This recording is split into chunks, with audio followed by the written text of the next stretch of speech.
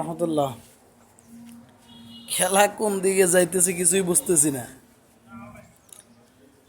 Saudi আরবের তেল শোধনাগারে যে হামলাটা হয়েছে সেটা নাকি ইরান করে নাই, সেটা করছে ইসরায়েল। ইসরায়েল হচ্ছে পৃথিবীর বুকে 1 নাম্বার গাদ্দার এবং বেঈমান।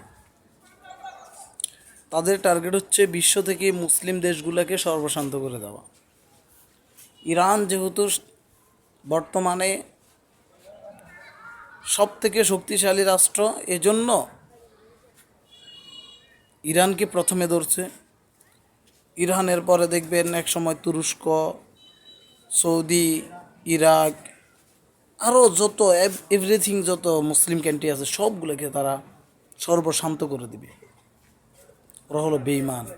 তার জ্বলন্ত উদাহরণ হলো এই সৌদি আরবে হামলা করা। সৌদি আরবের তেল শোধনাগারে হামলা করে তারা প্রমাণ করে দিয়েছে আমরা কোনো মুসলমান দেশের বন্ধু হতে পারি না।